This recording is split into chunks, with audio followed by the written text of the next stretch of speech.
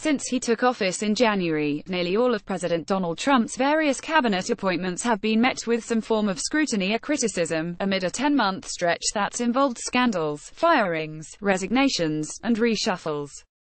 But throughout it all, one of his most controversial picks, Environmental Protection Agency Director Scott Pruitt, has remained pretty low profile, at least in relative terms.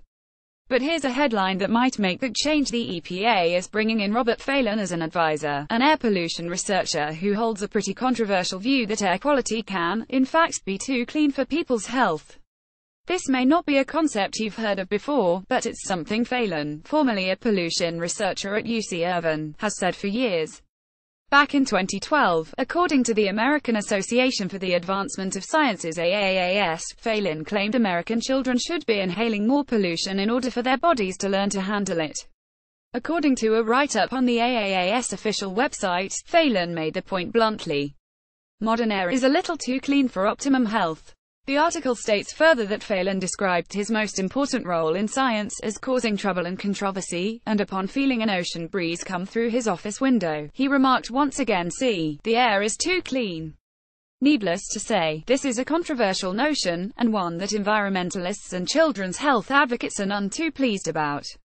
A 6-year-long study completed back in 2015 found that children raised in heavily polluted environments suffer from a 10% reduction in overall lung size, and exposure to airborne pollutants is increasingly viewed as one of the foremost causes of disease and premature death in the world.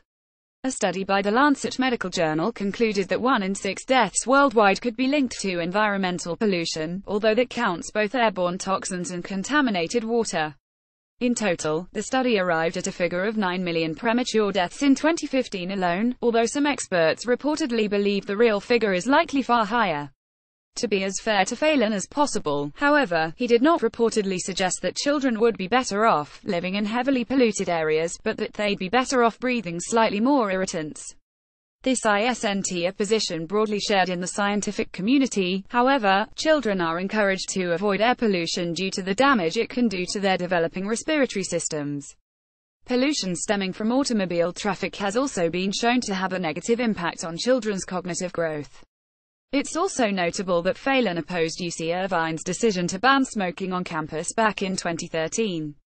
Himself a pipe smoker, Phelan condemned the move as social activism, and reportedly claimed he smoked tobacco to assist with his memory and concentration, according to the Orange County Register.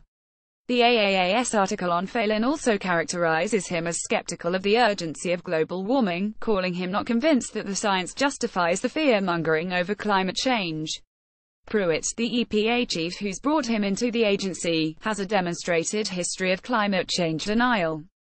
Pruitt's selection to lead the EPA in late 2016 was met with extreme consternation by environmental groups, owing to his own antagonistic history with the agency. In fact, while serving as the Attorney General of Oklahoma, Pruitt sued the EPA a whopping 13 times over federal environmental regulations. In short, he was never what appeared to be a good fit for the agency, at least not from the perspective of environmentalists, and now Phelan is joining the agency, as well.